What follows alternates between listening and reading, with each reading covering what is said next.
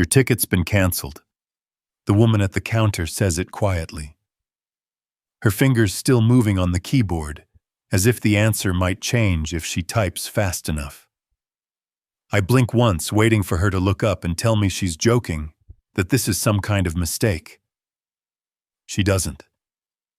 She reads the screen again and adds that the cancellation was made 2 days ago at the request of the purchaser. The words slide out of her mouth clean and flat. 2 days ago. At the request of the purchaser. Behind me, the line shifts. A suitcase rolls. Someone sighs. I feel my own pulse in my ears, a slow drum that doesn't match the rhythm of anything around me. I turn toward my daughter. Rachel is already holding up her phone, angling the camera toward her face, laughing. She says it's a prank, that people love this kind of thing, that it's all over TikTok. She tells me to lighten up, to smile, to play along. Her voice cuts through the noise like static. I ask her what she means. She says she canceled it, just for the video. Linda covers her mouth with her hand, but she's smiling too. She says it's just a bit of fun, that I work too hard, that a day at home might do me good. Caleb shifts beside her, eyes darting between us, half embarrassed, half entertained. I stare at all three of them, and it feels like the air in the terminal has thinned. The agent glances between us, awkward now. She asks if I'd like to speak to customer service to purchase a new ticket, though the flight is full and boarding soon. Her voice is careful. I hear it from far away, like it's coming through water. I tell her no thank you. I tell her it's fine. My voice doesn't sound like mine. Rachel's still filming. She's narrating for her audience, calling it "Dad Gets Left Behind" and laughing through every word. She says I should wave, that the internet will think it's hilarious. I ask her why she thinks this is funny. She says because it is. Because I never get jokes. Because I'm too serious. She tilts the camera toward me and I turn away. Linda rests a hand on my arm. She says not to make a scene, that we'll all laugh about this later, that I always take things too personally. She says maybe I'll enjoy a quiet day for once. Her tone is sweet, like sugar that's starting to burn. Caleb looks down at his sneakers and mumbles that they need to go or they'll miss boarding. The agent prints their tags, hands my phone back, apologizes again, though she doesn't owe me anything. I thank her. My throat is dry. Linda takes the lead towards security, Rachel still filming Caleb dragging the suitcases. I stand where I am for a moment, trying to find the right sentence to pull everything back into place. It doesn't come. I tell them to go ahead. I tell them I'll handle it. The words come out steady and dead. Rachel laughs again, says I'm being a good sport, tells her phone audience this is gold. Linda nods, pleased. Caleb avoids my eyes. They turn toward the escalator that leads to the checkpoint. The glass wall catches their reflection for a moment before they disappear behind the line of travelers. None of them look back. The counter agent gives me a small, quiet nod, the kind people give when they've just watched something they wish they hadn't. I nod back. Then I pick up my suitcase and step aside. The next customer moves forward. I walk to the window near the gate displays. A jet slides backward from its bridge, the tug pulling it slow and steady. I imagine my family moving through security, shoes off, pockets emptied. Rachel still recording. Linda telling the TSA officer this was just a harmless joke. Caleb pretending not to notice. My phone buzzes. A link from Rachel. A video thumbnail of her smiling face, the caption bright with emojis. I don't open it. Another message from Linda follows. She says to grab a sandwich, go home, rest. She says they'll call me tonight. She writes, love you at the end. It lands like a punch I don't flinch from. I look at the folder in my hand, the one I carried out of habit. It holds printed itineraries, hotel confirmations, a pen that doesn't work. I drop it in the trash bin and then pull it back out. I wipe a smudge off the cover with my thumb and tuck it under my arm. Maybe I need to hold something that still says family, even if it's only ink on paper. The crowd moves around me, purposeful and loud. A child cries. A man laughs into a phone. Life keeps happening. I walk toward the exit. My shoes make a flat sound on the tile that echoes a little too long. The automatic doors open, and the air outside hits cold and sharp. In the garage, I find my car where I left it, fifth row from the elevator, silver paint dull, under fluorescent light. I load the suitcase into the trunk and sit in the driver's seat. My hands grip the steering wheel until the ache starts to fade. The phone lights up again, screen glowing against the dark interior. I don't look. I start the engine. The radio clicks on with a talk show I don't recognize. Laughter spills through the speakers. I turn it off. The silence feels heavy but right. I back out of the space and follow the exit signs toward the highway. At the light, the lanes divide north toward home, south toward nowhere I've ever been. I stare at the sign, the green letters floating in the cold morning air. My heart beats once, twice, and then I choose. I press the gas and the tires hum against the road, a low sound that feels like something beginning. The airport disappears in the mirror. The horizon widens. I drive toward whatever comes next. The road hums under the tires in a steady drone that sounds like a promise I barely recognize. I drive toward whatever comes next and let the lanes pull me north across the bridge. By the time I take the exit for Bellevue, my jaw aches from being set too hard. I roll the suitcase inside and set it by the stairs, not sure if I will carry it up or leave it there as proof that I came back. I kick off my shoes and open the blinds halfway and stand in the middle of the living room without moving. I go to the kitchen and open the refrigerator. There is half a roast chicken in a plastic container and a bag of salad mix and a lemon that has hardened into something that belongs in a science class. I close the door and pull a glass from the cabinet. I pour bourbon and watch the light move through it. On the table sits a neat stack of mail. Mortgage statement. Utilities. I slide into the chair and thumb the corner of the mortgage bill. $3,200 due by the 1st. I flip to the bank app on my phone, and it shows the same string of outflows I know by heart. Mortgage, insurance, Rachel's rent top-up for her San Diego apartment that is always just a little more than her salary can cover. Caleb's tuition at Arizona State due next month. $25,000 for the year broken into pieces that look smaller until they are not. I have been at Boeing 25 years. When I first walked into the plant, I was a kid in a borrowed tie who could not stop looking up. Over time, you learn the rhythm of it. Years blurred into seasons. I took overtime when it was there and saved when I could. One year, Linda announced over dinner that she was done with the grind. She said she wanted to enjoy life, that she had put her time in, that she would try something at home and see where it went. That was 2015. I nodded and said, if that is what you need, we will figure it out. We adjusted. My salary covered more and then covered everything. Rachel moved to San Diego and took a marketing job that sounded glamorous and paid like an internship. She would call and say a small lift would make a big difference, and that she was this close to something that would change everything. I would wire a few hundred and tell her to keep at it. Caleb stayed in Arizona longer than he planned. He changed majors twice before settling on economics. Every semester I filled out the payment portal and clicked submit, and the number 25,000 shrank in my head to something that could be digested a piece at a time. I told myself it was an investment and that I was fortunate to be able to do it. Linda had Pilates and a book club and a small online venture that seemed to consist mostly of ordering boxes and returning them. She called it curating a life. There were jokes. They started small. A fake meeting invite from a made-up vice president to see how long it would take for me to panic. A birthday cake that looked perfect until the first slice showed a green stripe where someone forgot to toss it the day it went bad. A mock retirement party with a plastic watch that snapped when I tried to buckle it. Rachel said the internet loves dads who can take a joke. Caleb laughed because everyone else laughed, and because laughter is easier than standing off to the side.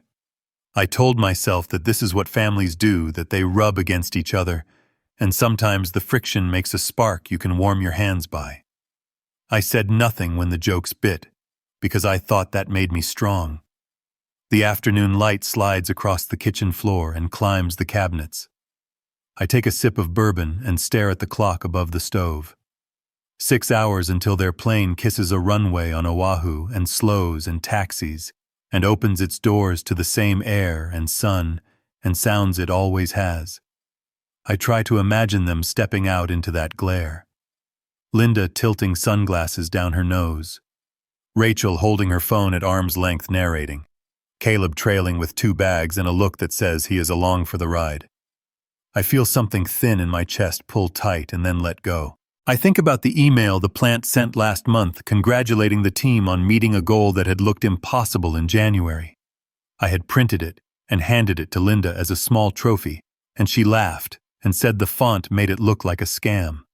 I think about the time a fake HR message landed in my inbox, telling me to report to security for an exit interview, and how my stomach fell through the floor before Rachel jumped out from behind the pantry with her phone and shouted that I should see my face. I think about the sound I made that day, a sound I did not recognize as mine, half laugh and half something older. I drain the glass and set it down, and it makes a soft ring I can feel in my teeth. The phone lies face down on the table, quiet for once. I pour a splash more and hold it without drinking. The liquid trembles and then settles. I study the way the light folds inside it and reminds me of the surface of a lake at dusk. I can hear the distant whine of a jet passing overhead, and for a second my body thinks I am in a seat by a window with a plastic cup and a view of clouds. I am not there. I am here. I am in this chair, at this table, in this house that I have kept standing with money and bolts and hope. 6 hours, I think. Plenty of time to decide whether today is like every day before it. I stand and the chair legs scrape a small protest against the tile. The clock ticks. The bourbon warms my chest.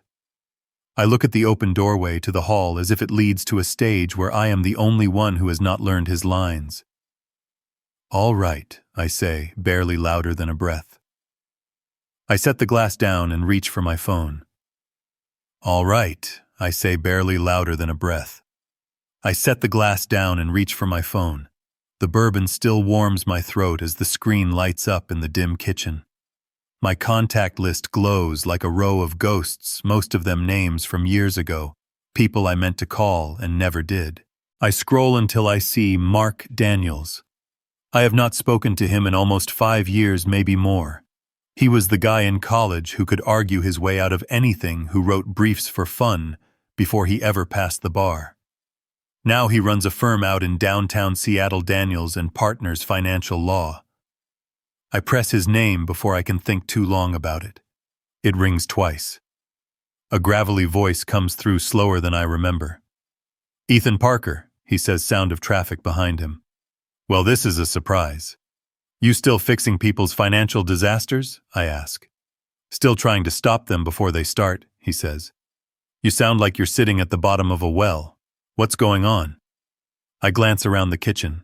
The house feels larger than it did an hour ago, as if it expanded to fit all the silence inside it. I take a slow breath. Mark.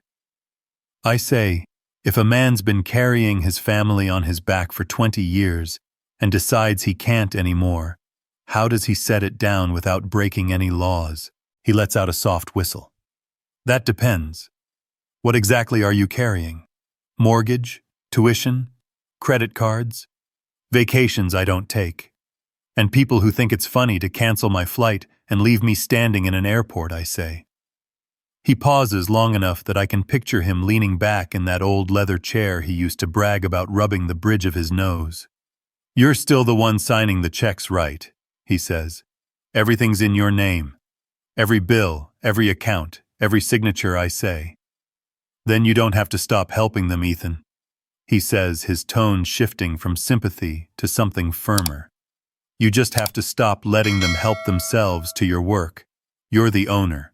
You control the access. I stare at the dark window. The reflection looks like someone older than me. What do you mean, stop letting them? He says, come by my office in the morning. I'll walk you through it. No big speeches, no fireworks. Just clean math. I hesitate. I don't want revenge, Mark. I just want my life back. He laughs quietly. Most people who walk into my office say the same thing. They usually mean both. 10:30, okay? All right, I say. I end the call and stand there a moment, phone heavy in my hand. The fridge hums, the ice maker clicks, and somewhere outside a car alarm bleats once and dies. I pour the rest of the bourbon into the sink and watch it circle the drain. The next morning, the clouds hang low over the city, the kind that never commit to rain. I park in front of a gray building with brass letters that spell Daniels and Partners. Inside smells like paper and lemon polish. The receptionist offers coffee that tastes like cardboard, but I drink it anyway. Mark comes out of his office, heavier now, hair thinner, but eyes the same sharp gray. He claps me on the shoulder. You look like hell. I smile faintly. You should see the other guy. He leads me through glass doors to a conference room with a wide window overlooking the sound. A young woman sits at the table with a laptop open, her pen already moving. Jessica Kim, he says, one of the smartest people in this building. She's the reason I still sleep at night. She gives me a polite nod. Mr. Parker, Mark told me a little about your situation. You want to restructure your personal assets without triggering a dispute or a lawsuit. Restructure, I repeat. That's a polite word. It's the legal one, she says. Everything you've described can be addressed through ownership and access management. You are the sole signatory on all major accounts. I nod slowly. Mortgage, checking, savings, investment, the kids' tuition plan. Exactly, she says. The first step is separation. You create a holding trust. It's not hiding anything, just organizing it under your authority. We can call it Parker Holdings Trust. Mark leans back, watching me. Think of it as changing the locks on a door you built. Jessica clicks through a few windows. Once the trust is filed and registered, we'll move each account under it. Linda and the kids will lose access automatically when the bank updates its permissions. It takes 72 hours for the changes to finalize. Completely legal, completely within your rights. 72 hours, I repeat. She looks up from the screen. Yes, sir. After that, no one can use your funds or credit without your explicit consent. Mark slides a folder toward me. Inside are forms with neat paragraphs and blank spaces waiting for signatures. He points to one page. This one moves your checking and savings. This one sets up the trust. This one confirms you are the only trustee and beneficiary. I take the pen. My hand hesitates over the first line. They can't sue me for cutting them off, I ask. Mark's voice softens. No, Ethan. You're not cutting them off. You're just stopping the automatic withdrawal from your sanity. You earned this money. You can decide who uses it. The pen feels heavier than it should. I sign the first line, then the next, then another. Each stroke sounds louder in my head. Jessica slides a notary stamp across the paper and presses it down crisp and final. Mark studies me for a moment. You okay? He asks. I nod. Just not used to signing something for myself. He leans forward, elbows on the table. Listen, I've known you since freshman year. You've always been the guy fixing everyone else's mess. This time you're fixing your own before it kills you. I exhale through my nose and look out at the gray water. A ferry moves across it, slow and steady, leaving a line that disappears behind it. Jessica finishes typing. All right, she says, it's in motion. The institutions will process it within 72 hours. You'll get email confirmations as they finalize. What happens then, I ask. Then she says your family will have to live on what's actually theirs. Mark chuckles low and dry, and maybe they'll learn the difference between a prank and a wake-up call. I pick up the folder and hold it under my arm. It feels like holding a verdict. Jessica stands and shakes my hand. "You did the right thing, Mr. Parker." I give her a small smile. "I'm not sure yet." Mark walks me to the door. He says, "You'll sleep better in 3 days." Outside, the rain finally starts, just enough to blur the windshield.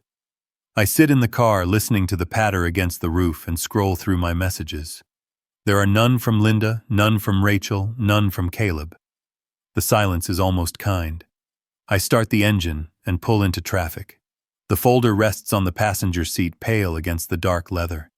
Each red light feels longer than the last. By the time I reach the bridge again, the city behind me is a smear of gray and lights. The water below looks calm enough to lie to you. I grip the wheel tighter and think about the clock Jessica mentioned. 72 hours. 3 days until everything changes. The rain steadies into a rhythm, and for the first time in years, it sounds like something close to peace. The rain steadies into a rhythm, and for the first time in years, it sounds like something close to peace. I drive through the quiet streets of Bellevue with the wipers pushing back the thin drizzle. By the time I pull into the driveway, it is almost 10. The house glows faintly from a single lamp left on in the living room, the kind of light people leave behind when they think someone will return to it. Inside, the air is cool. I set my coat on the chair, unlace my shoes, and walk straight to the study. I lift the lid of the laptop and watch it wake. My fingers hover over the keys for a moment before they start to move. Bank portal, username, password. The familiar blue interface opens and I scroll through the accounts that have defined the last decade of my life. The checking account shows 2 pending charges from earlier in the day, one for the car service to the airport, one for the coffee I bought while waiting for a flight I never boarded.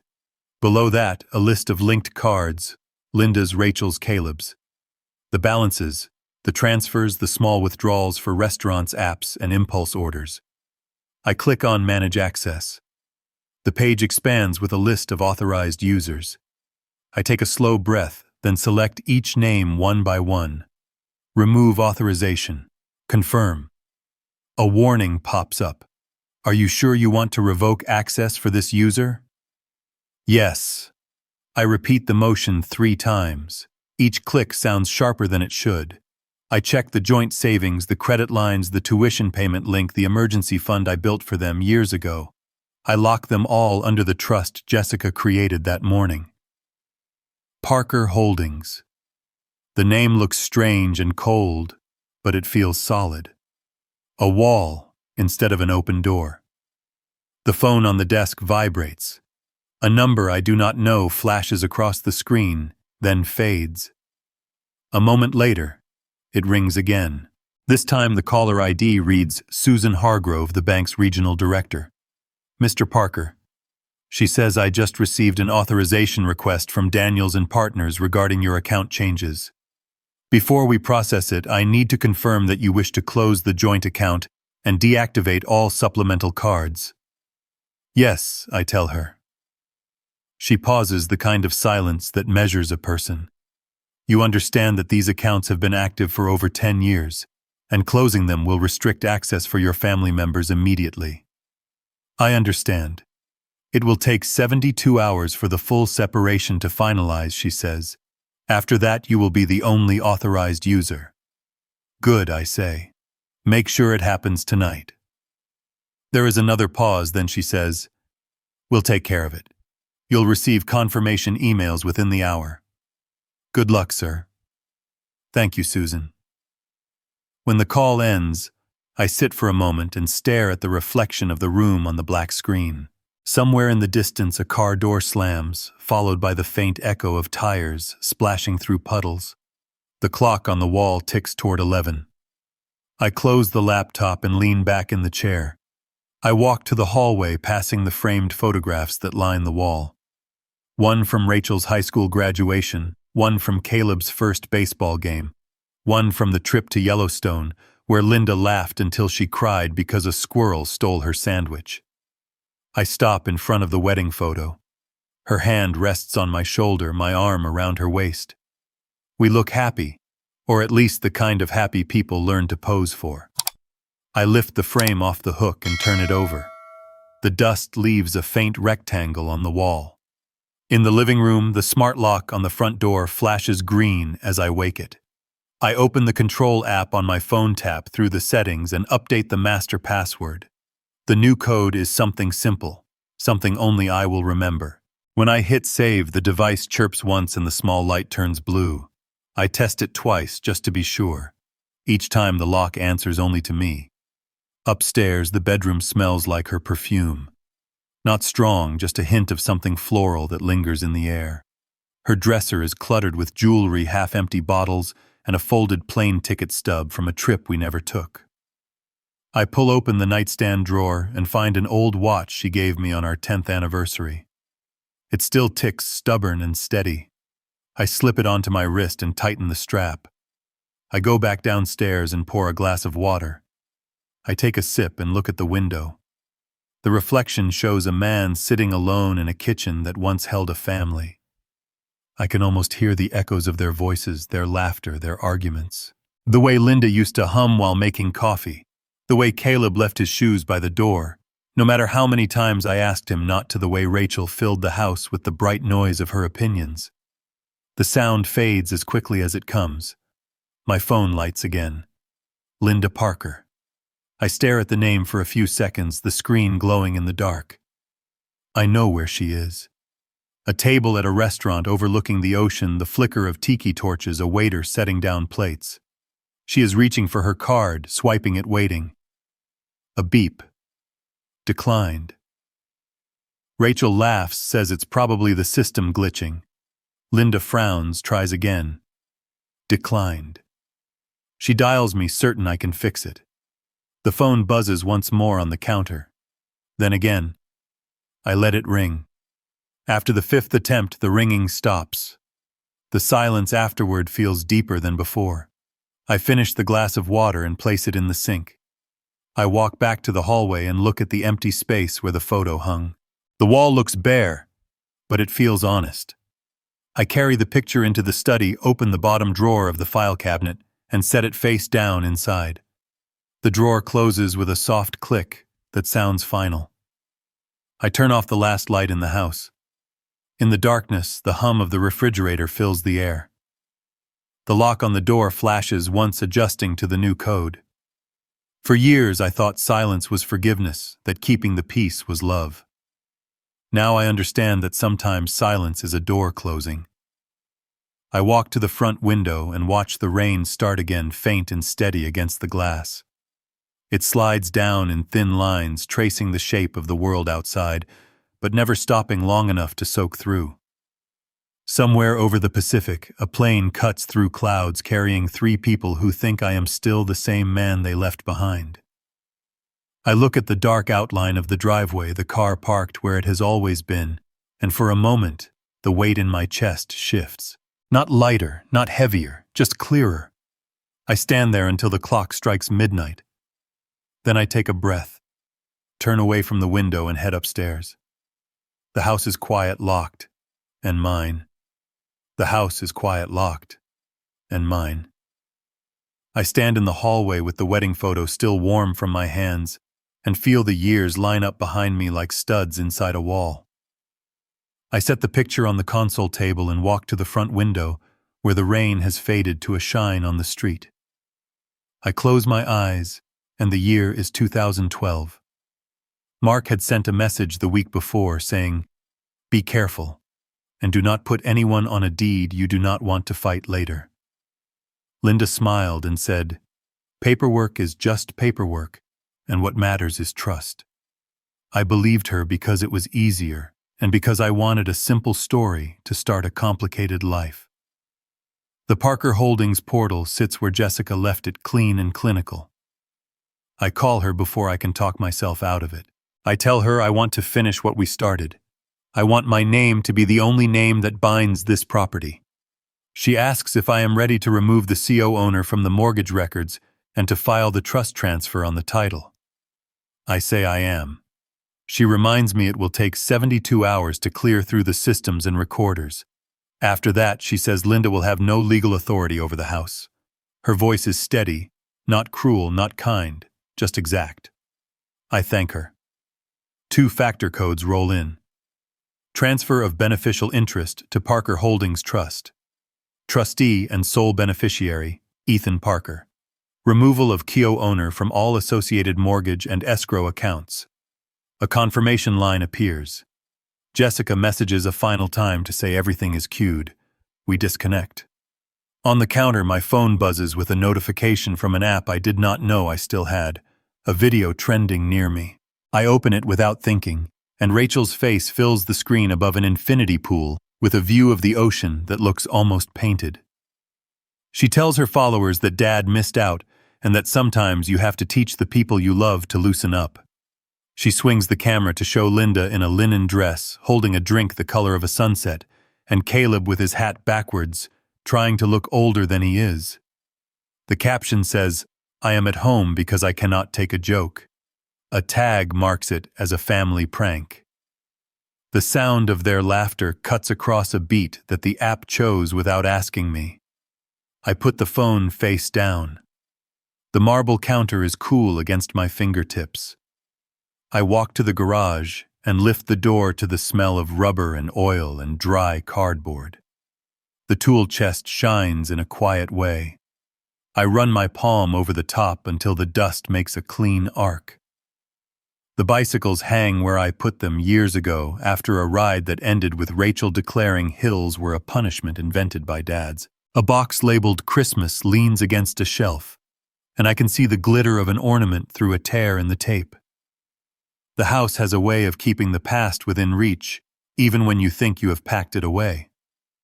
Back inside, I open the drawer where we kept the keys and take out the spare set Linda liked to hide behind the third cookbook. I place them on the table and then slide them into an envelope. On the front, I write a note with 2 words that feel both small and enormous. For me. I seal the flap and place it in the file cabinet beside the folder with fresh stamps that smell like glue and flowers. Emails arrive from the bank one by one. Security update processed. Access changes scheduled. Trustee record created. Each subject line lands with the same quiet certainty as a bolt seated to torque. I breathe in and out and realize I have been holding air hostage in my chest since the airport. I sit at the edge of the couch with the wedding photo on my knees. The glass shows a pair of people who meant well and got lost. In the picture, I look like a man stepping into a story that will be good if he just works hard enough.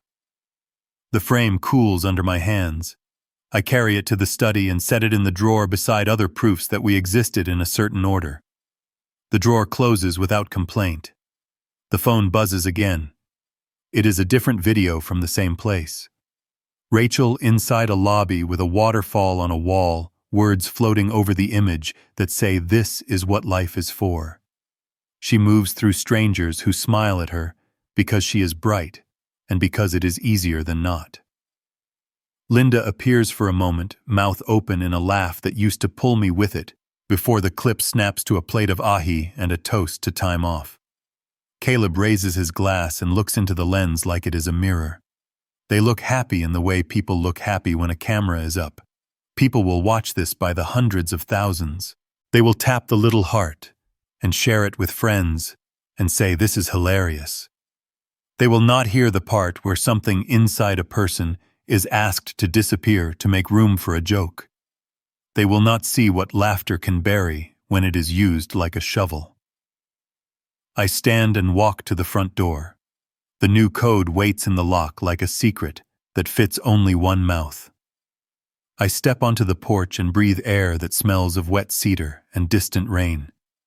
The street is empty except for the sheen of water that turns the asphalt into a page of dark glass. A ferry horn carries across the lake low and dependable. I close the door and the latch clicks in a way that sounds like an answer. In the kitchen, I turn off the lamp and the room settles into its natural night. The hum of the refrigerator and the faint tick of the thermostat make a rhythm I have not noticed in years. My phone lies quiet now. The laptop screen sleeps. The trust exists whether I am looking at it or not. The house feels the same and not the same. A body with a new spine. Upstairs, I pause at the top step and listen. The silence no longer feels like a threat. It feels like a room with the furniture put back where it belongs. I wash my face, brush my teeth, and sit on the edge of the bed for a long minute that stretches but does not snap. Outside, the rain returns as a soft murmur against the window. I set an alarm. I know I will wake before and lay the phone on the nightstand. In the dark, I picture the line of text that confirmed what I have done. I let it sit there behind my eyes until it steadies. Then I turn on my side and breathe with the rain. I wake before the alarm and lie still until the outline of the dresser and the window sharpen. I swing my legs over the side of the bed and feel the cool of the floor rise into my feet. In the kitchen, I grind beans and watch the kettle steam. I pour slowly and count to 10 the way I learned when the kids were small and patience was a thing I could practice with my hands. I set the mug on the counter and pick up my phone. The screen wakes to a stack of notifications. One from the bank that uses formal words to say the linked account has been closed. Another that says access permissions have been updated. A third that notes a pending change to the tuition portal. A call flashes across the screen with Linda's name. I watch it ring until it stops. A text follows. Then another call. Another notification slides in at the top. Mark sends a short message that reads, "Everything is completed. You are free now." I answer him with a single word. I turn on the old radio that sits on a shelf by the window. It takes a moment to warm, and then a voice from somewhere across the lake threads into the room. The song is one I remember from a drive down the coast years ago, all guitars and longing. After 25 years, I hear my own voice again. I picture the hotel in Waikiki without trying to. Linda at the front desk with a smile that always works. Rachel scanning for angles and backdrops. Caleb taking it in slowly the way he does most things. I see them at breakfast plates, bright with fruit, the day stretched wide in front of them. The phone rings again. Linda. It stops, then starts again. The calls shift to texts. One says there is a problem with the card. Another says the restaurant told her to try again. A third asks if the bank is doing maintenance. I put the phone face down and rinse my cup and set it to dry on the rack. Across the water, the clouds lift enough to show a pale strip of blue. I tell it nothing. When I come back inside, there are new messages. Rachel has posted a short clip from the pool. I open it and watch on mute. Her hands move as she talks, and the camera jumps to Linda, and then to Caleb, and then to the shimmering water. The comments flood in, and the hearts rise like birds startled into the air. I close the app and feel the old radio pull me back to a steadier rhythm. A bank alert pops up. Attempted charge declined. Location Honolulu. Another follows. My phone rings yet again. I let it ring. I picture Linda at a host stand with a line forming behind her, pressing the card through the reader with a pleasant voice that is 2 degrees cooler than usual. I can see the way her mouth tightens on one side when she is told to try another form of payment. She will make a joke to smooth the moment. She will try again. An email slides into the notifications. Caleb's name appears next to the words, "Account hold." I open it and read that the semester balance is past due now that the scheduled payment has been canceled. Steps to resolve. Links. Office hours. I stare at the words until they blur. I can hear his voice from when he was 8 saying, "Dad, this is hard," and me answering, "We do hard things here." And he believed me. The song on the radio shifts to static and then to a new melody, and I leave it on, because even the static sounds like company. The phone rings from the counter and then vibrates again on the dining table where I left it, and then once more from the desk because the house remembers devices I forgot I owned. I turn them all face down. A new text from Rachel flashes briefly. It is not a request. It is not even a question. It is a performance. She writes that she cannot believe I would do this, and that the internet is going to roast me, and that I should fix it before her live ends. I do not answer. Another message from Linda follows, shorter, sharper. She writes that this is beneath me, and that I am embarrassing the family, and that I am better than this. The next message is just my name. My phone buzzes with a link to a live stream. The video shakes as Rachel walks through the resort, narration bright and brittle. She says everything is fine and that sometimes tech glitches happen. She laughs and angles the camera toward her face, and the light hits her just right, and for a second she looks 5 years old, and then the mask slides back into place. Linda appears at her shoulder with a smile that is built for guests. Caleb lingers behind them and looks down at his phone. Rachel reads a comment and laughs again, but her eyes flicker to the side where I know the card reader sits. I close the stream, and the house swallows the last of their sound. I type a message and erase it twice. Then I write the only thing that feels honest. I am only doing what I should have done long ago. I send it to the group thread we use when we pretend to be a team. I watch the word delivered appear and then go still. The typing bubble flickers once and dies. The calls begin again. I turn the volume down until the phone lights without making a sound. I slide the old radio a little to the left and wipe a thin line of dust from the shelf. The music settles into a steady mid-morning set. The announcer says a few words I do not catch, and then the next song starts. I put on a jacket and step outside. The air tastes like rain and bark. The neighborhood is the same one I have walked for a decade, but it looks less blurred at the edges. A delivery truck idles at the corner. A runner passes, nods once, and disappears around a bend. I pass the house with the azaleas that always bloom a week early, and the bungalow where a kid practices trumpet most afternoons. The notes reach and wobble and then find a hold. My phone vibrates in my pocket and I let it. I turn onto a side street that dead ends at a strip of city land where blackberry vines tangle themselves into a green wall. When the kids were little, we used to come here in late summer with stained fingers and old yogurt tubs and pick until our hands hurt. Linda would take pictures and talk about making a pie, and then we would eat half the berries before we got home. By the time I loop back toward the house, the mist has thinned to almost nothing. A blue heron lifts out of the shallows by the park and folds itself into the air. Cars glide by with the windows cracked just enough to let songs drift out and fade. The house waits at the end of the block, the porch light off the lock, holding the secret it learned last night. I take the steps slowly and pause with my hand on the rail. Inside, the radio is still playing. I stand in the doorway and listen to the last 30 seconds of a song I had forgotten I knew. The final chord lingers beyond the speakers. The phone lights up on the table with a new wave of calls that do not ring. I watch it glow and dim and glow again, and then I turn my head toward the window where the sky is opening by degrees. The emails arrive just as Jessica said they would, one after another, each one a small hinge clicking into place. On the morning of the third day, a white sedan with a magnetic placard eases to the curb. I watch from the front window as he peels back a strip of tape and smooths a document against the door. At the top it reads, "Notice of Default." She stops at the bottom of my steps and looks up at the sheet on the door, then up at me through the glass. She asks if I know about this. I tell her I made it happen. She says they will panic. Maybe it is time they read a piece of paper all the way to the end, I say. If you need help packing anything, she says, I have boxes. I thank her and say I will be fine.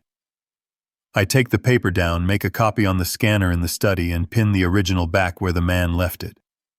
My phone buzzes with an unknown number from Honolulu. I let it go to voicemail. I do not respond. The next call displays Linda's number. I put the phone on the counter and turn the volume low. Another call. Then another. A second message from the bank pops up. Title transfer recorded. I read it twice and feel something unclench in a place I did not know could relax. Linda's phone at her ear as she speaks into the noise and tries to make the day obey her like it once did. A call from a financial department with a voice that is professional and apologetic and firm, telling her that family assets are in transition and that the card on file no longer has authorization. She will press for an exception. There will not be one. Rachel will turn off her camera and back on and off again, chasing an angle where this is still content and not consequence. Caleb will go quiet and move to the edge of the conversation and look out at the ocean, because staring at something large is the only way to keep from being pulled into a smaller storm. I walk to the garage, hit the button, and watch the door rise to let in a square of milky day. I pull down the ladder to the attic and climb to the low platform where we have kept the detritus of a marriage and a childhood. There are boxes labeled with thin black marker. Tax returns by year, Rachel's school, Caleb's school, photos, winter clothes, wedding. I open the wedding box. The veil is a carefully folded ghost. A handful of dried flowers rest in a plastic bag. A ribbon that had been white is now the color of old cream. There is a program with our names stacked together like a promise that never imagined fine print. I do not linger. I do not ransack. I move through each box as if it belongs to a friend who trusted me to be orderly. Down below, I set a row of fresh boxes on the concrete and start to sort. Photographs in one, diplomas in another, tax files by year in a third. I pull the framed wedding photo from the drawer where I put it and wrap it in brown paper and tape the bundle in 3 neat bands. The tape gun squeals and the sound is rude and satisfying. I label the box and slide it against the wall. I find the elementary school art projects that still smell like paste and markers, a paper turkey with my hand as the template, a clay heart with a crack through it that Linda called rustic when the glaze ran. I set them aside in a separate pile. Some things do not live well inside a box. Another call comes in, then another. I let them pass through the space without catching. The radio in the kitchen is too far to hear. In the garage, the only sounds are the tape, the ladder, the soft thud of cardboard against concrete, the rumble of a delivery truck on the street, the rumble fading.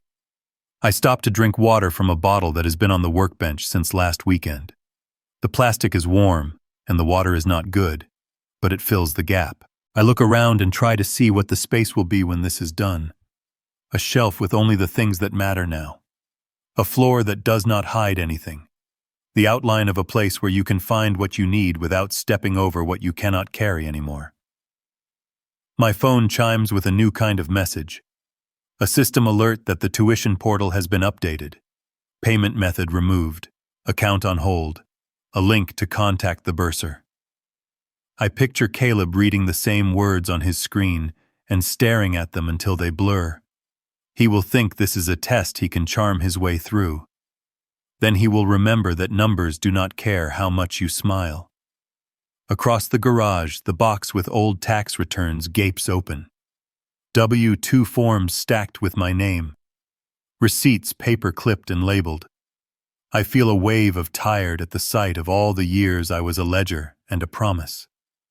I sit on the low stool I use to change the mower blades and rest my hands on my knees. The air is cool, the light is flat. A spider mends a web in the corner as if nothing at all has happened. When I begin again, I move faster. Certificates slide into sleeves. Tools go back in drawers. A stack of manuals for appliances we no longer own goes into recycling. An album of Polaroids from a camping trip we cut short, when Rachel woke with a fever, goes on the pile with the hand turkey and the clay heart. The tape runs out and I pull a fresh roll and feed it through the gun until the end grabs and holds. Grace steps into the open side door and calls my name in that careful way people use when they do not want to startle a person holding a sharp object. She carries 2 flattened boxes and a roll of bubble wrap. I thank her. She says she saw the car earlier and wanted to make sure I was not getting blindsided by strangers on my own front step. I tell her the man was polite and that he did not stay long enough to pretend he was not doing a job. She sets the boxes by the table and rests her palms there for a second that says she will help if I ask. I tell her I am all right. She studies my face and says the sentence a teacher says when a student finally turns in a hard assignment. There you are. Then she steps back into her yard and the side door swings soft against the frame. I tape another lid closed. My fingers smell like cardboard and dust. The garage looks different now. Less like a museum, more like a room that belongs to the day that is happening. I stack the boxes in a line that makes sense to me. I check my phone one more time. A blinking dot on a message thread appears and disappears. Another call fails to ring because I stopped it from doing that. The silence thins and then thickens again. I stand in the center of the floor and let my eyes move over what is left. I am not burning anything. I am making room for the truth. I spend the morning taking the last box down from the attic and labeling it in block letters I can read from across the room. By noon, I have stacked what stays and what goes and left a lane down the middle of the garage you could drive a thought through. The rideshare app pings a map dot stopping in front of the house and lingering. I hear footsteps on the path I swept last night. The bell rings and the lock blinks blue and stays blue. Rachel pounds the door with the side of her fist. She asks who changed the lock and why the system does not recognize her code. Linda tells her to stop hitting the wood and to use her head. Caleb says almost nothing. I open the inner door and stand behind the pane of glass. The notice is still taped where the bankman left it. Linda stares at the paper and tries to read it without reading it. Rachel looks from the camera on her phone to the paper to me and back. I step out and the smell of travel clings to them. Linda says we need to talk inside and now. I tell her we will talk, but the conversation will be quiet and adult, and not through a door. She dials her screen with quick, practiced taps. A black and white cruiser rolls up within minutes. His badge reads, Mills. He takes in the paper, the faces, the posture of everyone on the lawn. He asks if anyone is hurt. No one is. He asks if there is a weapon in the house. There is not. He asks for identification and then asks to see the notice. I hand him a copy and the trust record I printed that morning. He calls a number and gives my address in the flat tone of people who do this every day. Mills says this is a civil matter, and the county records show the property is held by an entity called Parker Holdings Trust, with me as the only trustee. He says my spouse and children are not listed as owners of record. He says his job is to keep things calm and prevent anyone from forcing a way inside or damaging anything. He tells Linda that if she wants to contest title or access, she can pursue that through counsel, not through a badge. Linda looks at me like the sun just went out. Rachel's mouth opens and then closes, and then opens again, and nothing that belongs on a camera comes out. Caleb keeps his eyes down and shifts his weight from foot to foot. I tell Mills that I have been staying in a short-term place a few blocks away, and that I am willing to sit down with them there after he leaves, provided everyone understands that shouting will buy them nothing. He stays long enough to watch us walk away from the house, and then drives off without lights. We ride in silence to the building on Main near the park. The apartment sits on the second floor over a florist that smells like green water and stems. I rented it 2 nights ago, when I understood how much easier it would be to breathe away from the rooms that carry our echoes. The key turns in a lock that has only ever known my hand. The place is small and furnished by people who imagine a life from catalogs. Clean couch, small table, 4 chairs, a bed I have barely slept in. Linda does not sit. She keeps her eyes on me as if anything else in the room would admit defeat. Rachel stands half behind her phone in her palm, like a talisman she cannot charge. Caleb chooses a chair and takes it quietly. Hands folded, shoulders drawn in. Linda asks what I think I have accomplished. She asks if humiliation was the point, if that is what I wanted to drag her and our children through a performance of cruelty. Her words are sharp and polished, and practiced the kind that used to send me digging through myself, looking for the wrong thing I must have done. I tell her the prank was hers, and that jokes come with receipts.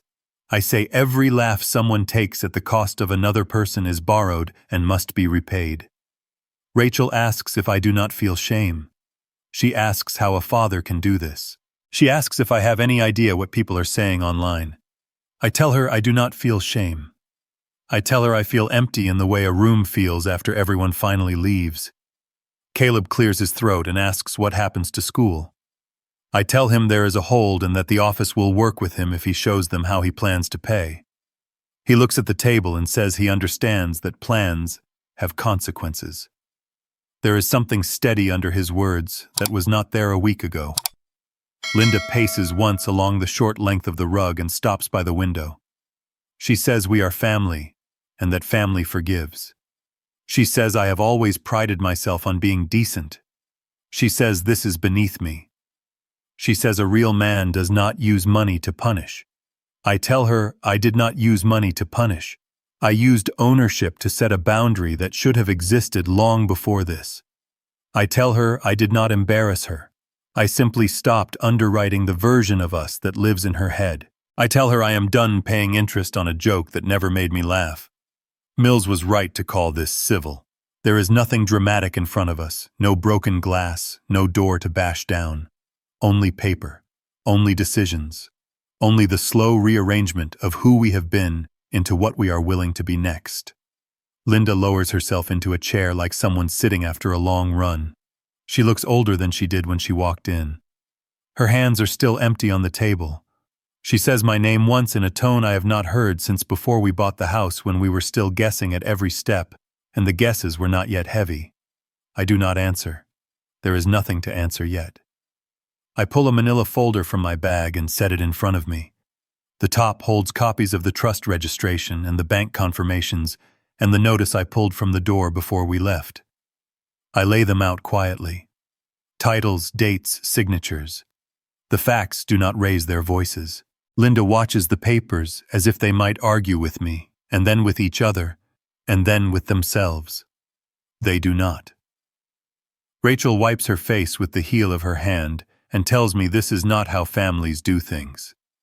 I tell her families do a lot of things that should never have been taught to them. Caleb reaches for one of the pages and stops himself, and then reaches again and reads. He asks simple questions. I answer them. Linda says nothing. Her shoulders drop a fraction. Something lets go inside her face and shows me the tired under the heat. Outside, a sail shifts and catches and moves on. The florist bell rings again, and the smell of cut stems climbs the stairs and slips under the door. I stack the pages into a neat square and slide them back into the folder. Linda leans back, missing a small patch of air and catching herself with a hand on the table. Her chin lowers. Rachel looks at her, and then at me, and then at the door that will not answer her. Caleb watches the lake through the glass eyes, still jaw set in a way that makes him look like my father for a heartbeat. I take the folder to the counter and line it up with the edge. The motion is small and satisfying. I pick up a pen that does not need to write anything else today and cap it and set it beside the stack. The room stays quiet and then gets quieter. She asks if I regret it. I tell her no. I feel lighter. She says her ex-husband once moved money into an account he created without telling her, and that she did not learn about it until the mortgage was 3 months late. She says she slept on a friend's couch for a while, and taught an extra section and paid what she owed with hands that shook. She looks straight ahead when she says that men like me are rarely believed when they say they are hurt. People think they only carry what they deserve. I say I do not want a medal. I say I just wanted the noise to stop. News circulates without help. In 3 days, Linda is living in a small apartment in Tacoma with a view of a parking lot and the glitter of highway a few blocks away. She goes live from a couch that still has delivery tags on it and tells a story about betrayal. She says she tried, and that she trusted, and that trust came back empty. The comments begin as sympathy and spin. Someone finds the pool video and stitches it next to her face. It is hard to gather support when a stranger can hold up a mirror and make you look at yourself. Rachel's office in San Diego has a policy about reputational harm that has nothing to do with celebrity and everything to do with clients who buy ads and expect to be adored. She sends a text that says there is a meeting and that her boss wants her to apologize to a camera for content policy breaches. A day later, she sends a line that says they are moving in a different direction.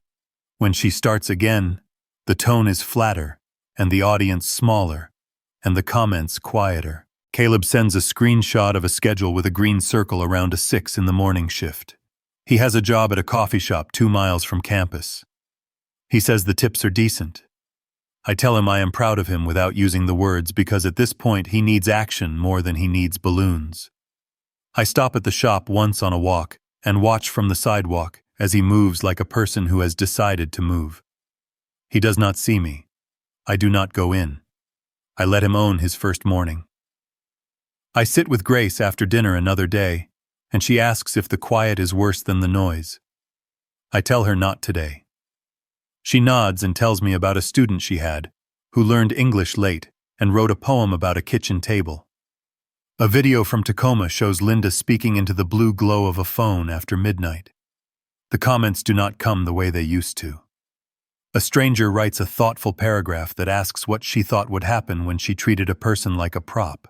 Another reminds her that you cannot film respect and expect it to play back if it was never there to begin with. Rachel emails me once to say she has applied to 3 jobs and that none have replied. She adds that she never intended to hurt anyone and that she thought I would think it was funny. Intention is not a seatbelt. If you crash into someone, you still have to pay for the damage. The bursar sends Caleb a notice that shows a balance and a deadline and a list of options written in patient language. He forwards it to me with a line that reads, "I get it. I am going to meet with them and set up a plan." He ends with, "I am sorry." I answer that it is good that he understands and that he should start again. I offer him nothing else. He does not ask for more. I line up envelopes on the counter. Trust registration, bank confirmations, a notice from the county that is plain and final. Grace knocks and steps in with a loaf of bread wrapped in a towel. She tells me that when her ex left, he took the curtains, and she laughed as she hammered up bedsheets with thumbtacks. She says laughter can save a person when it is honest. A cousin on Linda's side calls to tell me family should forgive family. He says we need to talk like adults and work it out. I say we did. He says I am cold. I tell him that temperature is not morality, and hang up before he explains why he is right. The plant sends an email that the project I thought would swallow my summer just cleared a batch of tests without a single deviation. Robert leaves me a voicemail that says he saw my name on the attaboy list and that we should catch up. On a walk, I see Linda at the grocery store. She stands in a line holding a basket with eggs and spinach and a box of pasta. For a second, she does not see me, and I see the version of her that is not performing. She looks up and our eyes meet. She pays and walks past without a word. It is maybe the kindest thing she has done for me in months. At home, I rinse the coffee filter and leave it upside down to dry. I fold a dish towel and find a clean edge on the counter. The radio plays a song I used to like when the kids were little. In my head, I hear the sound of them running down the hall in socks because socks are faster than bare feet. The memory lands and does not break me. An email from Caleb arrives after dark. He writes that he got the job officially and that the manager is putting him on mornings because he shows up early and does not complain. He says he will talk to the bursar tomorrow. He ends with, "I want to make this right." I reply that this is the right way to begin. I step out on the porch after the message goes, and the night holds the city in that gentle way it sometimes does. The quiet feels earned. I did not seek revenge. I only stopped paying for other people's mistakes. The morning breaks clean and bright. I drive into the city while the sun still hides behind the cranes over the water. The radio hums under the tires and the sound feels like forward motion instead of escape. When I reach the office, Mark's assistant waves me in. He sits behind a desk stacked with folders, his tie already loosened. He smiles in that careful way lawyers do when the good news comes with paperwork. He tells me that Linda has hired an attorney named Tom Alvarez. She plans to sue for alimony. He slides a copy of the filing across the table, neat as a menu.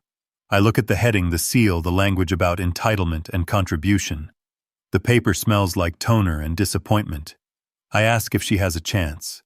He leans back and folds his hands. Not really, he says. The trust is airtight. Everything you did is legal and documented. She can argue until she runs out of breath, but she cannot touch it. His voice is calm, measured, certain. I nod and breathe through a small ache that feels like relief wearing someone else's coat. He asks if I am angry. I tell him anger costs too much. He laughs quietly and says that makes me more dangerous than if I were furious. He hands me another set of pages. There are signatures to renew the trust certification and finalize the removal of shared assets. I sign where the yellow tabs tell me to. My hand moves steady this time. No tremor. No doubt. When the pen stops, he says, "Congratulations. You've done something most people only talk about." On the way out, I stop by Jessica's office. She is typing with the speed of someone whose thoughts have learned discipline. She glances up and smiles. She says the system updates went through all filings, recorded ownership lines verified. She tells me I can finally stop checking my phone every hour. I tell her that habit will take a while to break. She laughs and says habits are like contracts, they only expire if you decide they do. Outside the building, the wind tastes like metal and salt. I walk to the lot where my car waits and take a minute before getting in. The reflection in the window looks a few years older, but it is not a bad trade. Time moves differently when you are not keeping other people's clocks. By mid-morning, I am at Boeing's main campus, a place I used to know by heart. The guard at the gate still recognizes me and waves me through with a smile that carries old respect.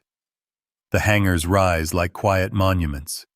Planes under construction fill the space with a hum that feels alive. I find the office where Robert Chang now works, the sign with his name polished and new. He opens the door before I knock twice. He looks younger than I remember, maybe because he has stopped worrying about pleasing everyone. We shake hands and the old rhythm returns. He says it has been a while, then studies me for a beat. "You look different," he says. "Lighter." I tell him maybe I am. He gestures to a chair and sits across from me. He says he followed what happened through mutual friends. He doesn't pry. He says sometimes you have to burn down what isn't yours to realize what is. I tell him the flames were quiet. He laughs once softly and leans forward. He says he has an opening.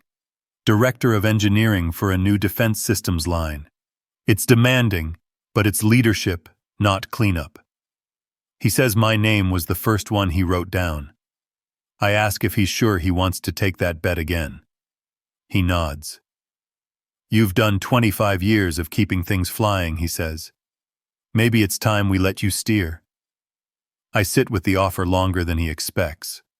I look out at the hangar windows, sunlight flashing off the wings of an unfinished jet. For years I thought leadership was something you gave to everyone else until you ran out of it. I tell him maybe this time I'll take it. He claps me on the shoulder like a teammate. I forgot how that feels. We walk out together to the floor. Workers move under the belly of a plane, measuring, fitting, tightening. The air smells like aluminum and oil. Robert tells me that some machines remember who built them. He says they hum differently when the right hands return. I tell him maybe people do too. When we part in the lot, he says the paperwork will come through next week. He tells me to think about what I want the title on my badge to read. I tell him just my name will do for now. He laughs and says, "That sounds like something worth wearing." Driving home, the freeway bends west, and the afternoon pours light into the windshield. The neighborhoods roll by, each one carrying a version of the life I used to think was permanent. I pass the exit for Bellevue, the turn that would take me back to the house I built, and the people who once filled it with noise. My hand rests on the wheel, steady. I do not slow down. The sign flashes past, and with it 20 years of habit. The road straightens toward the water. The lake catches the sun and breaks it into silver. The car hums and the air inside smells faintly of dust and the paper bag of sandwiches Grace packed for me earlier. I drive past the streets where I once waited at school pickups, past the grocery where Linda used to hold the coupons like trophies, past the park where Rachel learned to ride a bike. and refuse to fall. Each place looks smaller not because it has changed, but because I finally stepped out of its shadow. I think about Mark's office. The trust, the signatures, the locked doors, the steady voice of the detective saying civil matter. I think about the balance between fairness and consequence. The world never needed to punish them. It only needed me to stop pretending I could fix what they broke. The car climbs a small hill where the skyline of Seattle opens wide and new. I roll down the window and let the air move through.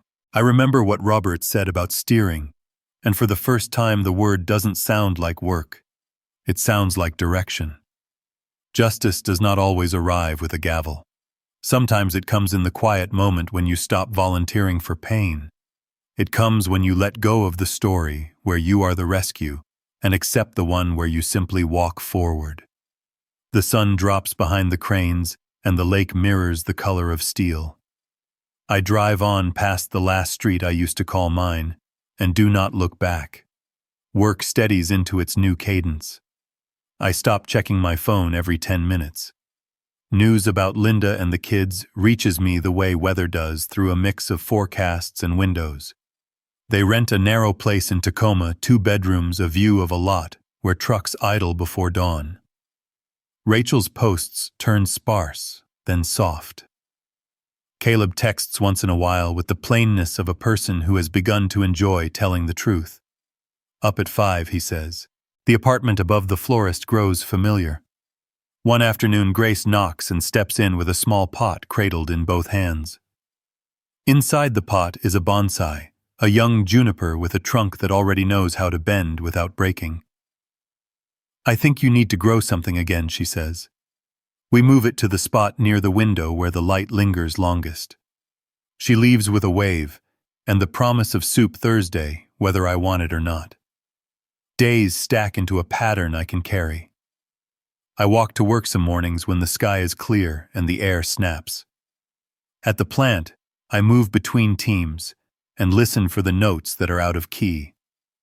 At lunch, I sit near a window and watch planes turn into ideas and back again.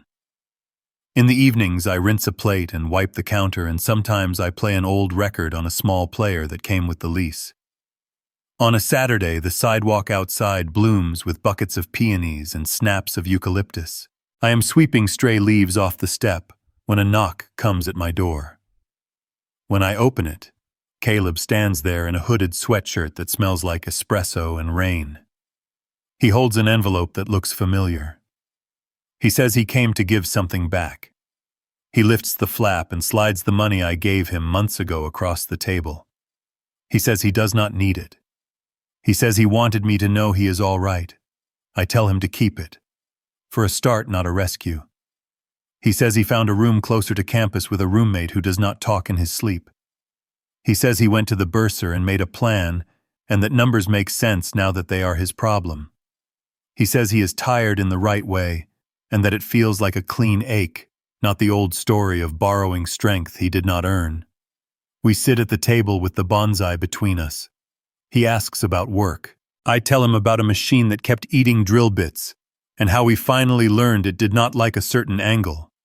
Like a dog that refuses one doorway, but will walk through another just fine. He asks about the house only once. I tell him the truth, that I packed what needed saving and left the rest for the world to sort. He says he drove past last week and the porch looked smaller, and he could not decide if the house had shrunk or if he had grown. I do not answer. Some questions do not need answers to do their work. He says it looks like determination. He promises to visit on his next free morning, and I do not press him for a date. Rachel walks quietly around the edges of my days. She writes that she has an interview at a nonprofit that teaches kids to edit audio. I say that sounds good. She writes later that she thinks she got it, and that the people there seem to like how fast she learns. I tell her I know she learns very fast. She does not mention the prank, not directly, but I can feel it under everything she does not say. I see Linda once more outside a pharmacy in Tacoma. She is carrying a bag of shampoo and aspirin and something wrapped in brown paper I cannot identify. We do not speak. She glances up and starts to form my name, and then does not. Her shoulders lift and drop. She walks past, and the space between us stays unbroken. There is a mercy in that. There is also an honesty. We are not a conversation that can be rescued by words in a parking lot. The bonsai begins to show me how to look closer. New growth appears almost overnight, pale and soft, then darkens and hardens. I pinch back what needs redirecting and learn to leave the rest alone. There is a line where tending becomes control, and I practice finding it. I track that movement without meaning to. It feels like a clock I can trust. Grace stops by with soup and a book of poems about weather. We sit on the steps with our knees pressed to the same board and watch a man attempt to fit too many hydrangeas into the trunk of a small car. She says he will solve it with string or stubbornness. I say probably both. She asks how my heart is. I say quiet. She nods and says quiet is a good first language to relearn. At work, Robert stops me in the hall and says he can tell when a person is done camping in their own life. He says my posture changed. I laugh and ask if he has been taking notes. He grins and says always. He hands me a report that would have scared me 6 months ago. I take it without feeling like I have to defend myself to anyone who might not like how I read it. The difference is not in the pages. It is in the way my hands hold them. The seasons lean toward fall, and the air gets that snap I have always loved. I start waking before the alarm again, not from worry, but from habit that now has room to be more than survival.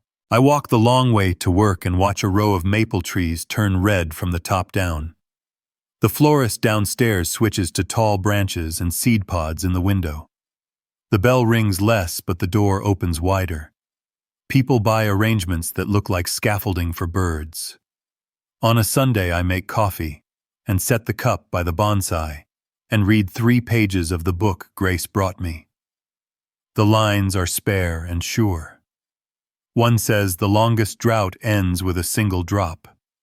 Another says a person cannot hold a river in his hands. I look at the plant and the cup and the light and think maybe I am learning what these sentences want me to learn. Late that afternoon, there is a light knock. I expect a delivery. Caleb stands there instead without the envelope this time.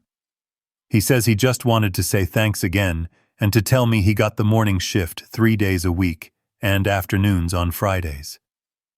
He looks proud of that. I feel proud of him. He says he will be fine. I believe him. As he is leaving, he turns and says a quiet sorry that fits the room. I tell him there are apologies that come late but are still worth hearing because sometimes forgiveness is something you give yourself first. He nods like he has been carrying that line around waiting for a place to put it. The apartment settles into evening. The light through the window thins. The bonsai holds its shape against the glass. I rinse the cup and set it on the rack and listen to the bell downstairs ring once and then fall still. The lake lifts a small breeze up the street, and the leaves answer with a soft sound I can feel more than hear. The year turns over quietly. The air in Astoria tastes like salt and pine, and the start of something that does not ask for permission. My house sits at the edge of the dunes, small and wood-framed windows that know how to listen. The mornings arrive soft and cold, waves pressing the horizon into a slow rhythm that teaches you patience. I wake before the light breaks. The kettle hums and the coffee steams into the gray. I open the notebook I keep by the window and write a line at the top of a fresh page. 2010 to 2024. 20 years to lose myself.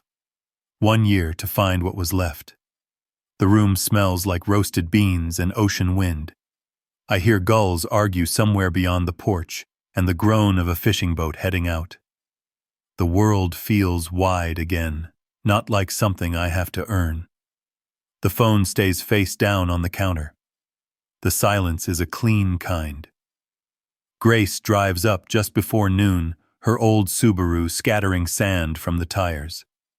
She steps out wearing that green jacket that has seen too many seasons to quit.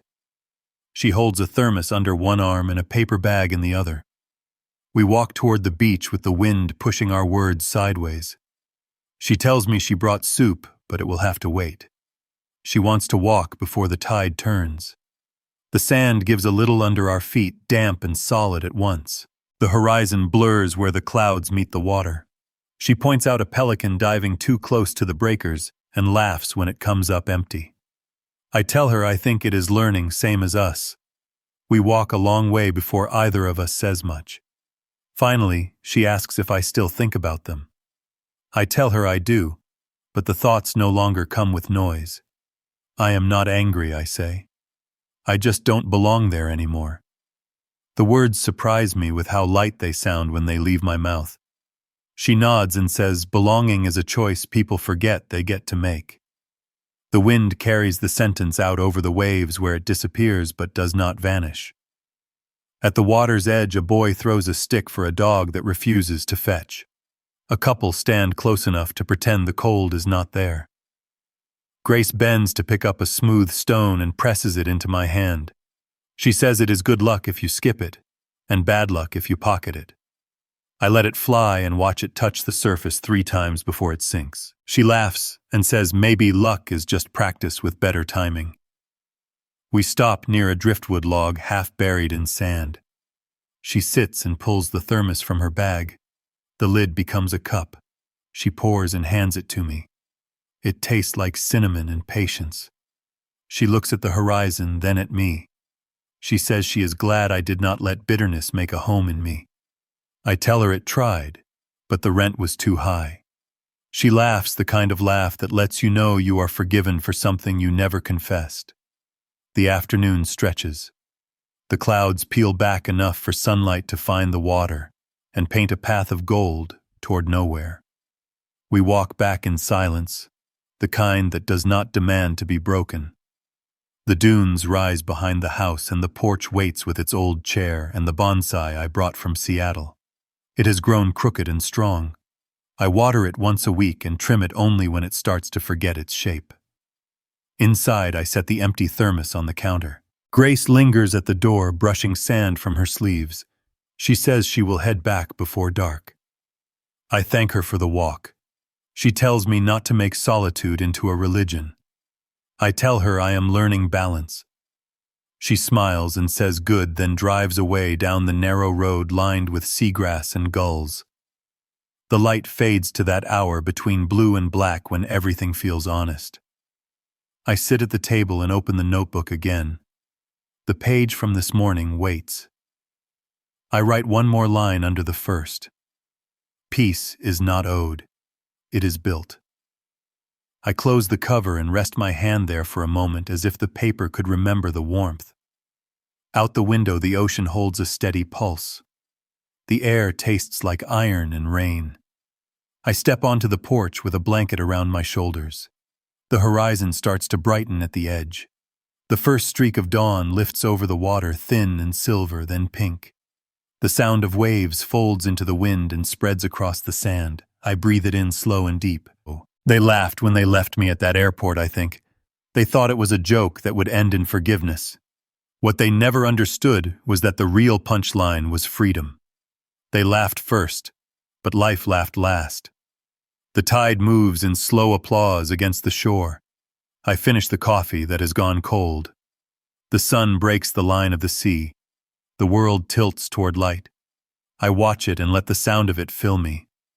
If there is one thing I have learned, it is that revenge has nothing to do with victory. It is the quiet of finally stopping. The peace that grows in the space where noise used to live. If you ever have to choose between revenge and peace, choose peace. Wait long enough and justice will speak in the silence. Like the tide returning after a long night, it always finds its way home. If a line here sounded like your own house at night, leave a fingerprint on it. Hit like, pass it to a friend who is learning to stop apologizing, and subscribe for more stories that choose peace without surrender.